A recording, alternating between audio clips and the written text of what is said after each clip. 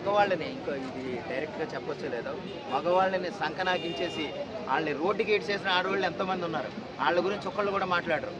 ఇదే డ్రెస్సులు వేసుకుని ఇదే తిమ్మిర్ల మీద తిరిగేవాళ్ళు. వాళ్ళని ఏమంటారో అందరికీ తెలుసు. వెనకేసుకొచ్చే అనసూయకే తెలుసు, చిన్మయ్యకి తెలుసు, లేదా నాగబాబు గారికి తెలుసు. కానీ ఏంటంటే పద్ధతి అంటే మన ఇంట్లో ఉన్నారు కదా, ఆ గప్పుని మన ఇంట్లో నేను సమర్థించకపోతే వాళ్ళ స్త్రీ స్వేచ్ఛని మనం సమర్థించకపోతే నా ఇంట్లో ఉన్నదాన్ని వ్యతిరేకించినట్టు ఉద్యమాన్ని ఫీల్ అవుతున్నారేమో. కానీ సమాజంలో ఉన్న ఆడవాళ్ళ గురించి ఆయన మాట్లాడితే ఆయన హోదాకి, ఆయన ఎమ్మెల్సీ పదవికి, ఆయన వయసుకి గౌరవం ఉంటుందని నా ఉద్దేశం. నమస్తే. గతంలో గరికపాటి గారు కూడా ఇలా చేశారు ఆడవాళ్ళ మీద, ఇలా చెప్తారు. ఆయన మాత్రం ఎవరు పట్టించుకోలేదు.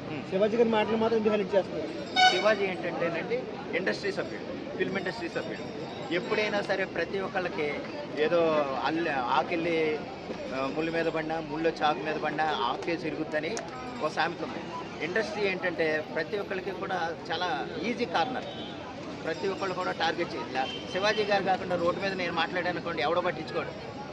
శివాజీని ఎందుకు పట్టించుకున్నారంటే ఆయన ఇండస్ట్రీ.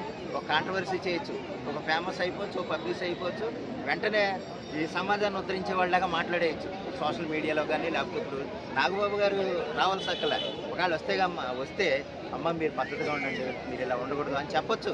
ఆయన మరి ఎందుకు చెప్పరో అర్థం కాదు.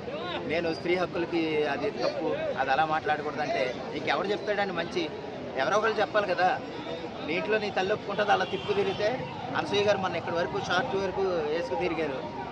ఆవిడకే నిజంగా తల్లిదండ్రులు ఉంటే, తల్లిదండ్రుల దగ్గర పెరుగుంటే అలా ఒప్పుకుంటారా? ఏదోకన్నా ముందు బట్టలు మార్చంటారు. అలాగేంటంటే ప్రతిదానికి బట్టలు ఉన్న విలువ అంతే. మనం దాన్ని గ్రహించుకుని మన సమాజంలో తిరగాలి. మాట్లాడితే